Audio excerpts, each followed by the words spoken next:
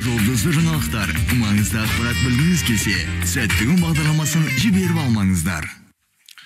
Ассалаумағалейкум барша Алаш жұртына, бүгінгі күндеріңіз сәтті өтсін. Бұл әдеттегідей дүйсенбі мен жұма арасында 1 сағат көлемінде тікелей эфирге шығатын сәттігін бағдарламасы кезекті шығарылымын бастап жатыр. Мүмкіндік болса біздің телеарнаның алдына жайғасып отыра беріңіздер, себебі біздің телеарна әрі кабельді түрде бүкіл Қазақстанға хабар таратады. 101.2 жаңа FM толқыны Қарағанды облысына, тағы да біраз аймақтарға хабар таратады. Бізді көріп тыңдап отырған жандардың барлығына үлкен дұғайы сәлем жолдаймыз. Сәттігін бағдарламасы осы аптаның әр күнінде әр саланың мамандарын шақырып сұхбат алмасамыз. Бүгінде мінекей студия қонақ шақырып отырған жайымыз бар. Естеріңізге сала кетейік, енді қазір жылдың аяғы болып жатқаннан кейін әр қызмет орнының өзі бір жақсы қорытындылар шығып жатыр ғой. Сол қорытынды жайында әңгіме болсын, жалпы осы біраз әңгімемізге арқау болсын деп облыстық сыбайлас жемқорлыққа қарсы қызметінің бас маманы сақтап берген әкім Ерланұлы бүгінгі студиямызға келіп отыр. Сізбен сұхбаттасатын мен Саян Мереке, осыны ой телевизия арнасының тілшісі, жүргізушісі болам. Бүгінгі студиямызға қош келдіңіз дейміз. Осындай уақыт жоқ заманда уақыт тауып келгеніңізге рахмет. Көп рахмет шақырғандарыңызға, құрметті радио тыңдармандар, құрметті көрермендер. Шақырғандарыңызға көп алғыс. Өздеріңіздің көкейдегі алдағы уақытта сұрақтарыңыз болып жатса, 911-111 байланыс телефонына хабарласа аласыздар. Сонымен қатар біз Кеншілер Астанасы Қарағанды қаласына хабар таратып отырғаннан кейін біздің Қарағанды қаласының бағыты 872-12 кодын теруді ұмыт қалдырмаңыздар. Сонымен қатар бізге жазбаша түрде хат қалдыруларыңызға болады 87-111-89-46. Сіздермен бірге сәттігін бағдарламасы. Бізде дәл қазір тамаша әуезді әннен кейін біздің студиямызға келген қонағымызбен сұхбатымызды жалғастырамыз. Бізбен бірге болыңыздар. Кеншілер Астанасы Қарағанды қаласынан хабар таратып отырмыз. Естеріңізге сала кетейік, бүгін біздің студиямыздың қонағы облыстық сыбайлас жемқорлыққа қарсы қызметтің бас маманы сақтап берген әкім Ерланұлы бүгін студиямызға келіп отыр. Әкім Ерланұлы, бүгінгі студиямызға тағы да бір мәрте қош келдіңіздер дейміз. Енді өзі берілген 1 сағат қазір атқан оқтай шапқан аттай өте шығатыны белгілі. Сондықтан бірден сұрақтарымызға көшсек деген ойдамын.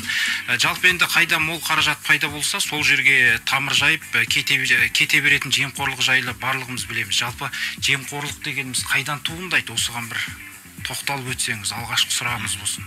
Жақсы, көп рахмет. Енді бірінші сұрағыңыз негізі жалпылама түрде сұрақ. Негізі азаматтардың, адамдардың, тұлғалардың көбісі бұл дүниені біледі ғой. Жемқорлық дегенімізді былай айтқанда көп жерде жариялап, жемқорлыққа қарсы тұру керек деген сияқты, жемқорлыққа қарсы мәдениет деген ұғымдарды әрдайым айтып жүреміз. Сол себепті бірқатар азаматтар негізі бұл ұғымды біледі. Оның негізгі қайдан туатын себебі, оның ешқандай қиындығы жоқ, ол қанағатсыздық пен ашкөздік. Яғни байсам деп, ары қарай сөзді білесіздер, кедей. Сол секілді адамда қанағаттың болмауы көптеген қылмысқа, осы қылмыстардың ішінде жемқорлық қылмысына итермелейді. Жалпы осы біздің құрылым, сыбайлас жемқорлыққа қарсы іс-қимыл агенттігінің де негізгі мақсаты мен міндеті сол. Жалпы азаматтардың игілігі, саулығы үшін сыбайлас жемқорлықтың жолын кесу, алдын алу деген сияқты дүниелермен және әділдік, парасаттылық, сенім құндылықтары арқылы сол дүниелерді жүзеге асырамыз. Былай айтқанда қанағатсыздық пен ашкөздіктен шығады кез келген қылмыс, кез келген жемқорлық. Бәрекелді. Енді әр нәрсеңді өзін сұрау болады ғой, жалпы адалынан, дұрысынан жүргенге ештеңе жетпейді дейсіз ғой. Енді мына өздеріңіз осы сыбайлас жемқорлыққа жалпы осы жерде қызмет істеп жатқаннан кейін жыл сайынғы бір өздеріңіздің сараптамаларыңыз болады ғой. Биылғы жыл қалай болып жатыр? Былтырғыға қарағанда, не болмаса әргі жылға қарағанда деген сияқты сіздерде бір сондай өлшем бар ма? Енді ондай өлшем міндетті түрде болады. Төмендеп келе жатыр ма, жоқ әлде? Өте жақсы сұрақ. Негізі мөлшер деген, яғни статистика, сараптама, талдау міндетті түрде болады. Және де кейбір салаларда жемқорлық деңгейі төмен анықталып, қылмыстар едәуір былтырға қарағанда ашылғанымен, кейбір салада өкінішке орай әлі де болса бір қарастыратын мәселелер көп. Сол себепті төмендеу негізі бар. Төмендеу бар, және де осы азаматтардың тарапынан ашық болуы, осы қылмыстарға бейжай қарамай хабарлау жайында статистика негізі артуда. өте баяу, дегенмен бір жақсы жағына қозғалыс нәтижелер негізі бар. Енді мемлекеттік қызмет болғаннан кейін бұл саланы да өзінің құпиялары болады, сондықтан да бұндай бір тікелей эфирде жариялай бермейтін де дүниелер болады ғой. Сондықтан жұмыс нәтижелі жүріп жатыр деген ойдасыз ғой. Иә, міндетті түрде. Бәрекелді, бүгінгі біздің жалпы осы студиямызға келіп отырған қонағымызға бүгінгі тақырыпқа байланысты өздеріңіздің көкейдегі сұрақтарыңыз болса, мархабат қоя отырыңыздар. 911-111 және Қарағанды қаласының бағыты 872-12. Бізде әлеуметтік WhatsApp желісінде жұмыс жасап тұр 8-700-111-89-46. Ал дәл қазір бізде шағын ғана жарнамадан қайттан қауышамыз. Бізбен бірге болыңыздар. Бәрекелді, біз бағдарламамызды әрмен қарай жалғастырамыз. 15 сағат 16 минутты көрсетті. Бүгінгі студиямыздың қонағымен тағы таныс болыңыздар. Облыстық сыбайлас жемқорлыққа қарсы қызметтің бас маманы сақтап берген Әкім Ерланұлы. Енді Әкім Ерланұлы, өзіңізге біраз сауалдарымызды қойып жатырмыз. Енді дәстүрлі түрде тағы да біраз сұрақтарымыз баршылық. Сондықтан өзіңізге келесі бір сұрақтарымызға назар аударсақ. Енді жалпы Қазақстанда сыбайлас жемқорлыққа жататын қылмыс түрлеріне тоқталып кетесіз бе осы кезде? Жақсы, көп рахмет. Қылмыс түрлері дегенде енді басты назарда біз мынандай дүниені алып қарастыруымыз керек. Қазақстан Республикасының жалпы кез келген қылмысы ол осы кодекс, яғни әкімшілік құқық бұзушылық және қылмыстық кодекс. Енді негізгі осы әкімшілік құқық бұзушылық кодексті қарастыратын болсақ, 34 тарау негізі. 34-ші тарауда жалпы осы көз жүгіртіп былай қарайым десеңіздер, құрметті тыңдармандар, өздеріңізге де артық етпес. Себебі бұл дүниелер жайлы біліп жүргендеріңіз абзал болады. Себебі көптеген құқық бұзушылықтан кейін тергеу біткен соң, айып шыққан соң жалпы түсініктеме алу деген сияқты дүниелер болады. Сол кезде көбісі адамның айтатыны, мен бұны қылмыс екенімді білген жоқпын дейді. Міне сондай бір сылтау деп айтсақ болады. Білместік негізі, білмегеннің айып жоқ. Енді заң білмеген білмеске қарамайды. Заң барлығына ортақ, заң барлығына бірдей.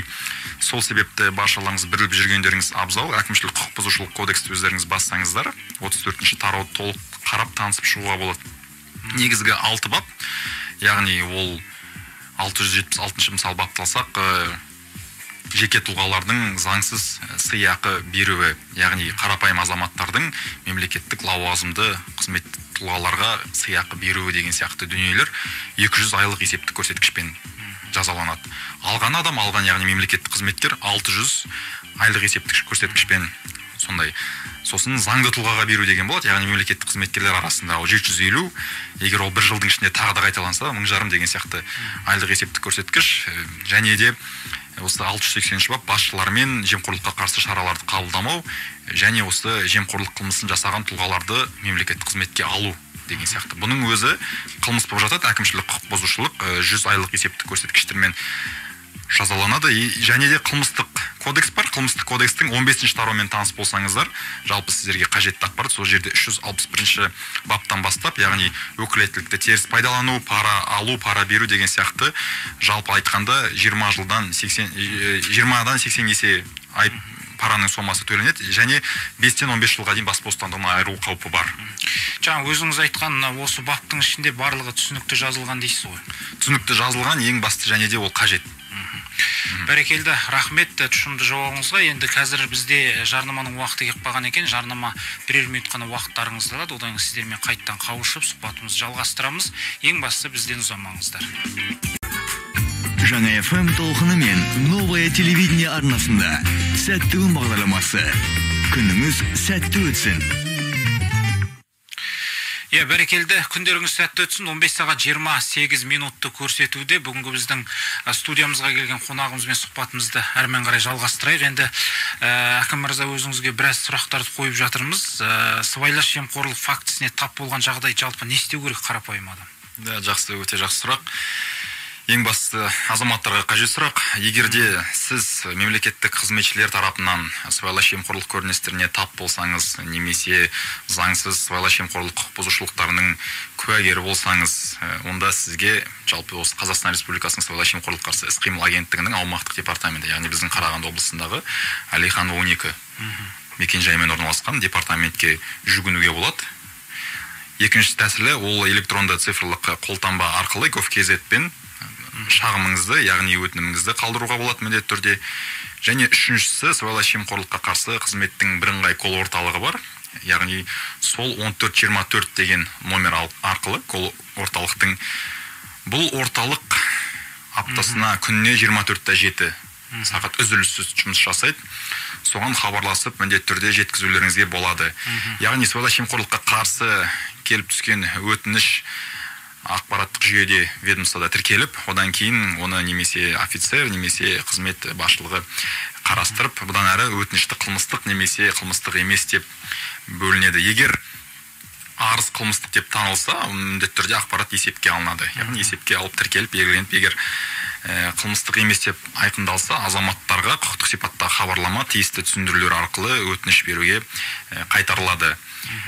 Жалпы колл орталық деп жаңа басында айтып кеттім, агенттіктің колл орталығы 1424, құрметті тыңдармандар, осы санды, осы байланыс нөмірін мұқият жаттап сақтап алсаңыздар естеріңізге. Себебі бұл колл орталықта ақпараттық консультациялық құқықтық кеңес береді.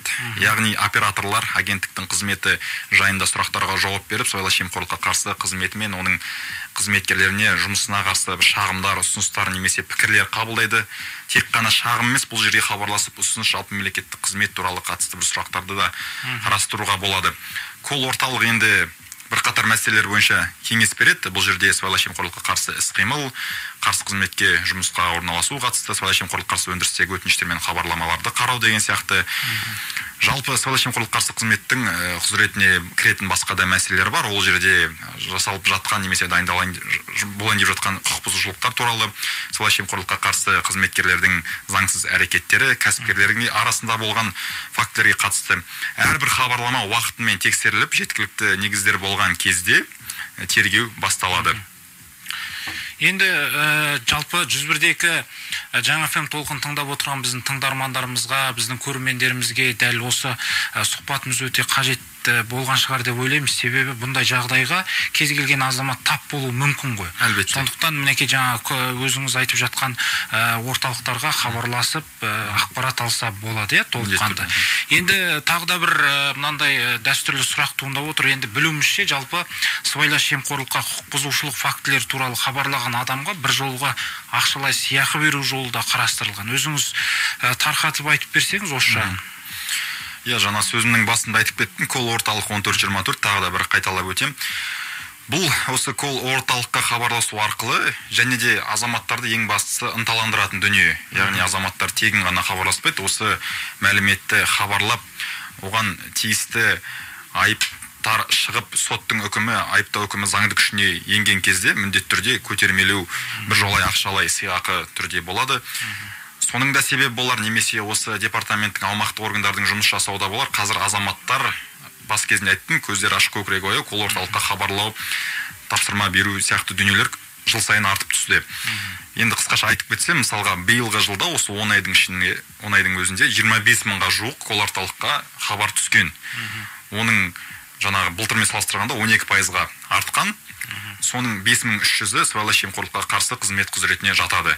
Енді жалпы сөздің басында айттым, марапаттау, жаңа көтермелеу мәселесіне қатысты, сыбайлас жемқорлыққа қатысты құқық бұзушылық әкімшілік істер болса, ол 30 айлық есептік көрсеткіш міндетті түрде ескеретін еді. Соттың үкімі шыққаннан кейін сол мәселені қарастыру керек. Кейбір дұрыс түсінбейді, өйткені хабарладым. Дәлелденгеннен кейін барып, иә? Дәлел шығып, міндетті түрде соттың үкімі шығып, айыптау яғни күшіне енген соң ғана көбісі хабарладым, менің марапатым қайда деген сияқты сұрақтар туындамас үшін бұл жерде сыбайлас жемқорлыққа қылмыстық істер бойынша 40 айлық есептік көрсеткіш, орта ауыр істер болса 50, аса қылмыстық істер 70, және де аса ауыр сыбайлас жемқорлыққа қарсы қылмыстық 100 айлық есептік көрсеткішпен көтермеленеді. Және осы биылғы заңнамаларға негізі көптеген өзгерістер енгізілді. Жақсы жағынан тағы да бір енгізілген жаңашылық туралы тоқталып кетсем, бұл жерде егер параның мөлшемі 1000 айлық есептік көрсеткіштен асып түссе, сол параның 10%-ын, яғни хабарлаған тұлғаға марапат қып береді. Және бір жағдай қуанышты, өкінішті болуы мүмкін. Біздің облыста сондай бір факті тіркелді.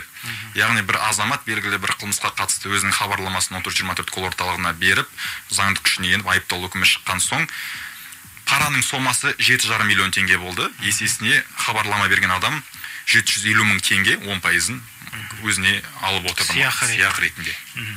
Енді қазір жемқорлық жайлы айтып жатырмыз. Енді бұл қай елде де болмасын бар дүние ғой. Бірақ бұның деңгейін өте төмендету үлкен бір нәтиже беретіні белгілі.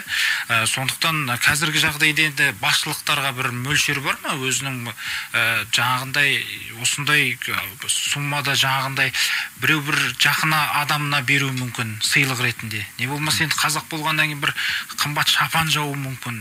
Сондайлардың қалай аражігін ажыратып берілесіз? Осыға дейін жемқорлық болып саналады, осыға дейін жаңағы жемқорлыққа кірмейді дегендей. Сіздерде ондай жоқ па? Жалпақ тілмен айтқанда, қазақша тілмен айтқанда, бір ғана сөзбен айтқанда, мемлекеттік қызметшілер кез келген қандай болсын, басшы болсын, төменгі лауазымды қызметкерлер болсын, ешқандай сыйлық алуға болмайды. Кез келген азаматтардан. Заңға да өзгеріс енгізілді, ол бойынша. Сол өзгеріс жайында айта кетсеңіз. Ешқандай сыйақы мәселесі, сыйлық алу деген мүлдем болмайды. Көптеген қазір тыңдармандар, көрермендер болса, мұқият соны естеріңізге сақтап алыңыздар. Мемлекеттік қызметкерлерге сыйлық немесе басқа да бір заңсыз әрекеттер немесе өзінің қызметін асырып, өзінің қызметін жүзеге асырып, немесе тез арада жылдамдату арқылы деген сияқты дүниелерді пайдаланып, өтініш деп айтсам болады, мемлекеттік қызметкерлерді ондай дүниелерге мәжбүрлеп итермелемеңіз. Себебі бұл жерде біз көбінесе алды айыпталды деген сияқты дүниелер емес, сыбайлас жемқорлықты алғаннан кейін оң қарама-қарсы берген адамды айыпты. Сол себепті ешқандай да сыйлықты беруден мүлдем ойларыңызға алмағандарды жөн болады. Бәрекелді, енді бергенде алған адамда айыпты дейсіз ғой. Бәрекелді. Рахмет жауабыңызға. 15 сағат 36 минутты көрсеткен екен. Бізде дәл қазір тамаша әннің кезегі де белгі беріп жатыр. Тамаша ән тыңдайық. Әннен кейін сәтті күн бағдарламасын қорытындылайтында уақыт жақындап қалған екен. Ең бастысы бізбен бірге болыңыздар. Бізге берілген уақытта өз мәресіне келіп қалған екен. Айналасы 2-3 минуттай ғана уақытымыз қалыпты. Енді бүгінгі студиямыздың қонағын тағы да сіздерге таныстырып өтейін. Облыстық сыбайлас жемқорлыққа қарсы қызметінің бас маманы сақтап берген Әкім Ерланұлы. Әкім Ерланұлы енді көкейдегі біраз сұрақтарымызға жауап беріп жатыр. Енді жаңа осының алдында осындай бір қылмыстарды хабарлағанға сыйақы туралы айтып жатсыз. Енді соңғы бір сұрағымыз болсын. Жалпы жалған ақпарат берген адамға, жалпы жалған ақпаратқа қандай жауапкершілік қарастырылған? Көп рахмет, өте қажетті сұрақ. Жалпы осы сыбайлас жемқорлыққа қарсы жалған ақпарат беру мәселесі осы Қазақстан Республикасының әкімшілік құқық бұзушылық туралы кодекстің 439 бабында қарастырылған. Яғни осы бапқа сәйкес сыбайлас жемқорлық құқық бұзушылық туралы көрінеу, жалған ақпарат хабарлау, жеке тұлғаларға ескерту жасауға немесе 20 айлық есептегіш көрсеткішпен айыппұл салынады. Бұл әрекет бір жылдың ішінде тағы да қайталанса 40 айлық есептегіш көрсеткішпен қайталанады. Және де бұл тек қана айыппұл төлеу дүние емес, мәселе жалпы қылмыстық кодексте де бұл дүние қарастырылған. 419 бабына сәйкес сол баптың 3-ші тармағында көрсетілген. Жалпы 419 бап ол жалған ақпарат беру, жалған айыптау тағу. Соның 3-ші тармағы сыбайлас жемқорлыққа қатысты көрінеу жалған сөз жеткізу, жалпы адамды сыбайлас жемқорлық ауыр немесе аса ауыр қылмыс жасалды деп айыптау, немесе пайда күнемдік деген сияқты ниеттермен ол 3-тен 12 жылға дейін, жалпы 3 жыл ол жеке адам немесе қылмыстық топ болып алдын ала келісіліп бірдемен көздеп жасаса 12 жылға дейін тіпті бас бостандығынан айырылу мүмкіндігі де қаупі бар. Сол себепті мұқият болыңыздар, құрметті. Бәрекелді, рахмет Әкім Ерланұлы. Енді біз жалпы студиямызға әншілер шақырсақ ән сұрап жатамыз. Басқа да өнер азаматтар болса өз өнерін көрсетіп жатады. Енді өзіңіз мінекей осыны үлкен бір департаментте жұмыс жасап жатқаннан кейін қорытынды сөзіңізді біздің тыңдарман көрермендерімізге айта кетсеңіз, жалпы бағдарламаны қорыта кетсек. Жақсы, көп рахмет. Енді қорытынды сөз болғандықтан негізгі жұмысымыздың да басты бір міндетінің бірі сол. Біз жалпы осы сөз арқылы, ақпарат арқылы азаматтарға, халыққа керек, қажет мағлұмат жеткізу. Яғни бас кезінде айтқандай азаматтардың тарапынан білген жоқпын деген сияқты дүниелерді қалыптастырмас үшін құрметті радио тыңдармандар, құрметті көрермендер, баршаларыңызға ескерту деп те айтсам болады. Өздеріңіздің әрбір істеріңізге, әрбір қадамдарыңызға мұқият болыңыздар. Әрқайсысы, әркім жалпы осы тек қана жемқорлық емес, жалпы осы мәдениет болсын, кез келген қылмыс түрлеріне өз-өзінен бастаса, өз-өзінен жеке бір есеп алып отырса, сол кезде ғана бір қоғамымыз алға қарай ілгері жылжып, жақсы бір өзгерістер нәтижеге алып келеді. Яғни пайда ойламай, ар ойлау керек, Абай атамыз айтқандай. Сол себепті құрметті көрермендер, өздеріңізге жауап беріңіздер. Абай атамыз айтқанда енді бір аптасына болмаса бір айдың ішінде өз-өзің есеп бер дейді ғой. Көп рахмет сізге, мінекей уақыт тауып келіп біраз көкейдегі сұрақтарымызға жауап беріп жатсыз. Естеріңізге тағы да бір мәрте салайық, облыстық сыбайлас жемқорлыққа қарсы қызметінің бас маманы Сақтап берген әкім Ерланұлы бүгінгі студиямыздың қонағы болды. Сұхбаттасқан мен Сая Мереке. Осымен сәттің бағдарламасын аяқтаймыз. Баршаларыңызға сәттілік тілейміз. Күндеріңіз сәтті өтсін.